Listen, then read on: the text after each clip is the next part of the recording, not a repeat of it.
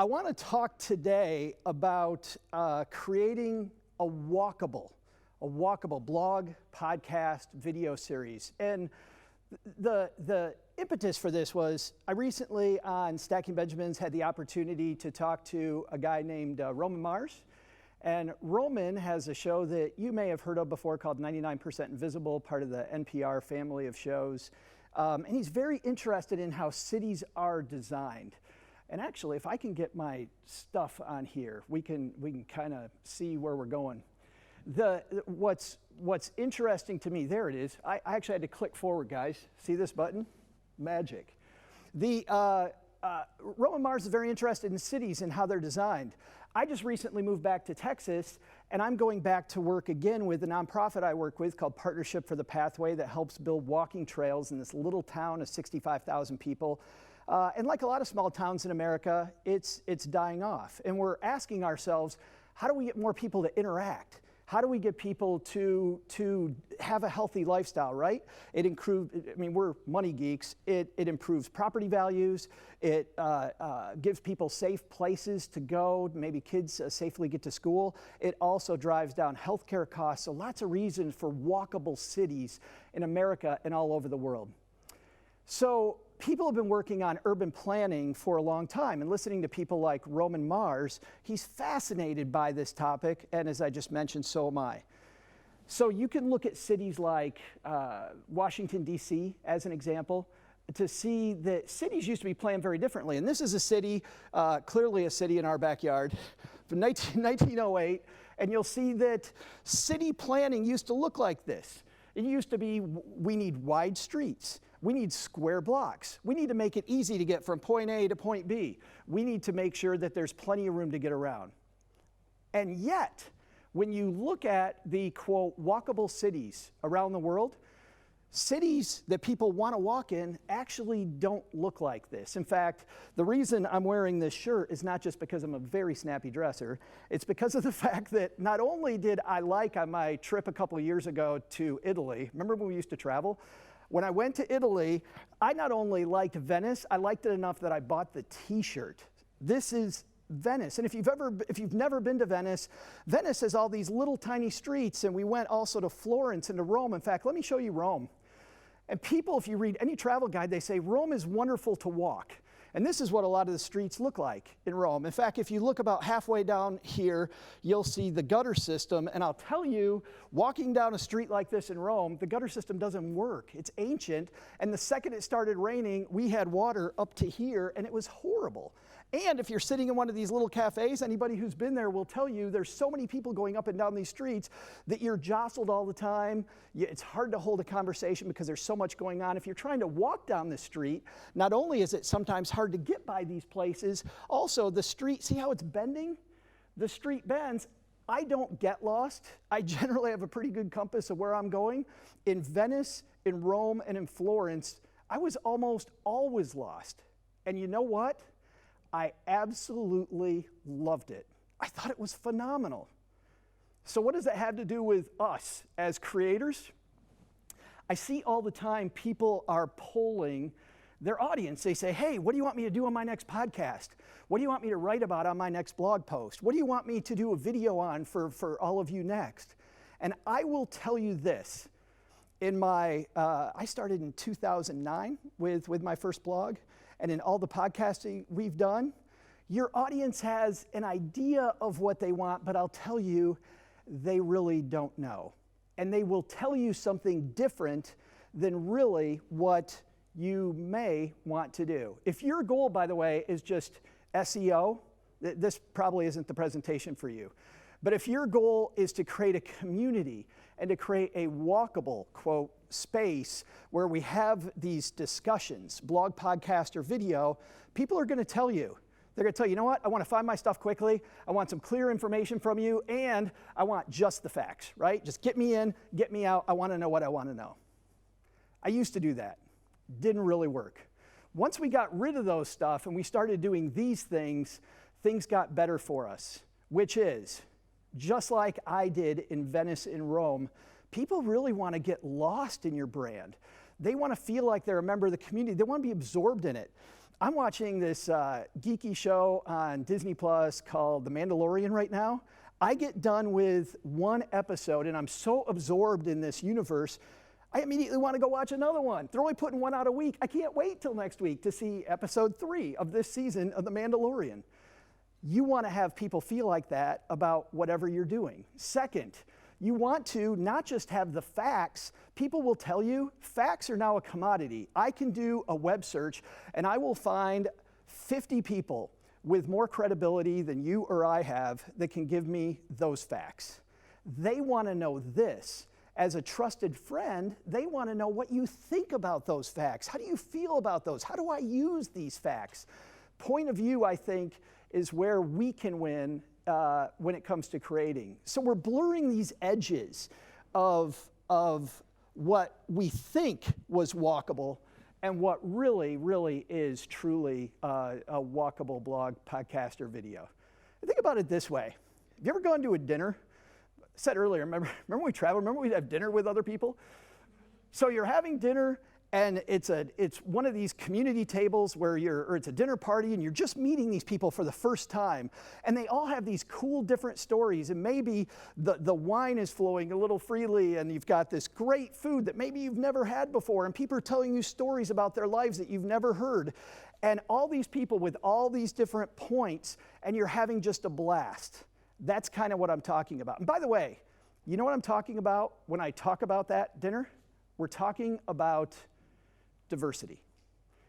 And what's funny is when people think about diversity, they don't think of Joe Saul-Sehy as some kind of diversity coach. I'm a 52-year-old, middle-aged white dude, right?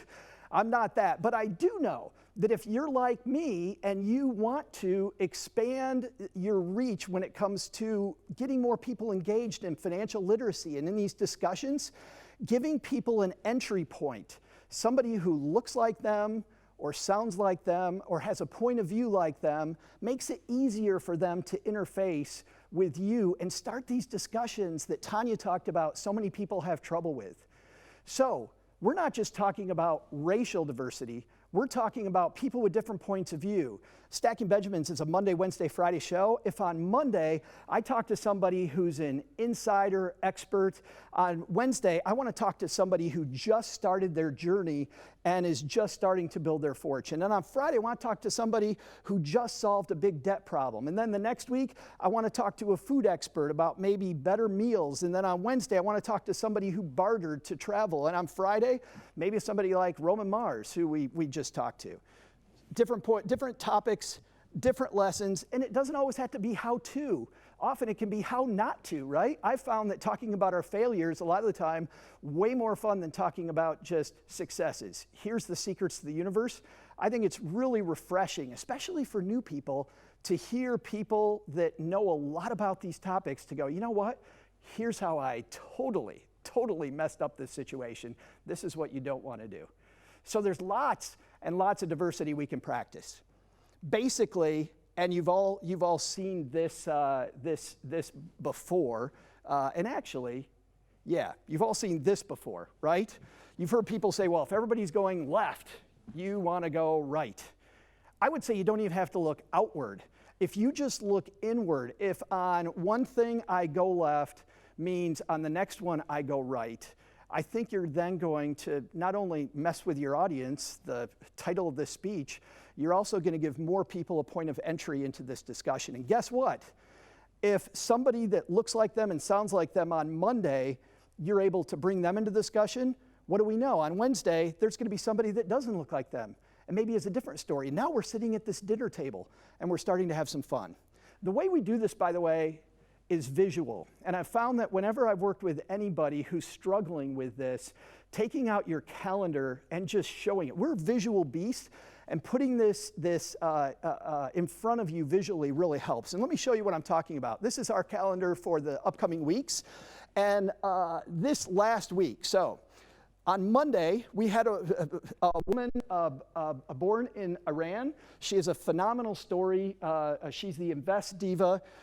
She's Kiana Danielle. She talks about women and trading. She teaches women how to trade stocks. But she also told this wonderful story about her family who was doing very well, having everything taken from them and having to start over, in this wonderful story about hustle. From there to Roman Mars from NPR, and a very different show then, to a roundtable discussion of 4 different bloggers, podcasters, talking about basic financial money skills: trading, city design, money skills. Sometimes we will narrow the focus and have a series, and sometimes I know you have series with whatever you do. Black Friday week, we're gonna do Black Friday non-tech and Black Friday tech, but even inside of that, make sure that what we talk about on Monday, not the same thing as on Wednesday. Then we're back at it right after Thanksgiving. The amazing Bola Succumbi is going to talk about investing for beginners. And then on Wednesday, Lisa Rowan talking about cool basic financial hacks to do things quicker. And then Aaron Velke talking about creating a tribe of people around you who are all going the same way. Look left, look right, look left. But put this out in front of you like this, and it makes it much easier to see where you're headed. Your goal overall, and you've heard this one before, is to surprise and delight your audience. And I don't know who came up with that, but lots of companies talk about the idea of surprise and delight. I'll tell you, sometimes you don't want to necessarily, there are good surprises and bad surprises. Make sure that you've set up a frame of where you're going to talk. And I'll give you an example. Early on, a gentleman who a lot of you know in the audience, Pat Flynn, a guy who I've listened to a ton, I had Pat Flynn on our podcast because I am amazed by Pat Flynn. I think Pat Flynn is fantastic. And somebody gave me the advice. They said, if your audience is people who work in auto manufacturing or have some 9 to 5, Pat Flynn was on my show talking about creating a blog. Our thing was maybe 18 months old. It didn't speak to my audience. It was a surprise, but it didn't solve their issues. So make sure you keep that frame. Pat Flynn's awesome, but wasn't talking about what my audience wanted. That second word, delight your audience by helping them, I think is where we want to be. So where do we find these people to collaborate with and to give them the entry points? I'll show you what we use. I'm sure you use other places. We got the great comments. Please share places where you find people. I love this one. It's called NetGalley. NetGalley.com is free. That's great for a lot of us, especially people starting out. This is where authors and publishers go to post upcoming books that are coming. You can see them ahead of time. And then for me, with a podcast, I can reach out to authors that I want to have on our show. So I get to see and plan my calendar for maybe the next 6 months, sometimes up to a year of new things coming out. NetGalley is by subcategory. So you choose what subgroups. And here I think is a pro tip. Think about the diversity that we're talking about and these different points of surprising people. 2 things that we did, we very obviously chose business and investing as a subcategory that we wanted them to show us books about. We also wanted self-help, but we also chose history. And we talked about P.T. Barnum as an example. A guy did a great interview with us about how P.T. Barnum was able to create a business and how he was able to think differently. So even for our 9 to 5 audience, we tried to get a lot of ideas about from P.T. Barnum. We did a show called Abigail Adams Investing Badass, which was from this. Also, personal memoirs are fantastic, hearing these stories of lots of different people. So choose things that your audience might not think. And by the way, what happens is you might not get approved for every book that you want to see ahead of time. You have to apply individually once you're in NetGalley. You tell them why you want to look at it, and then they will give you a really rough early copy of the book so you can flip through it and then see if you are going to write a review, maybe use that content and use it as a way to collaborate with the author on that book. The cool thing here too, by the way, you get to know some publishers, and then they realize you're on their list, and then they will start sharing with you upcoming authors if you do a really good job of working with them. Next is IMDb Pro. This is where you find out about TV shows and movies that are coming out. This is really fun, guys. I have had so much fun interviewing not just actors, and I think a lot of us go, well, you know what? Why would an actor come talk to me? It's also fun to talk to the people that write your favorite shows or the producers of the favorite shows. We had fun talking to Don Hahn, the creator of the Maleficent movies, about constraints and about how when we create our financial plan, we all have a budget. And he had a budget for these movies, and how can you be creative and have a budget at the same time? A cool tip, by the way, get permission to play a clip. And it makes you look like a big, big brand, I think, when you do that. And it's also a lot of fun for your listeners, viewers, readers to get a feel of what this person's work is. We're going after really big, big fish.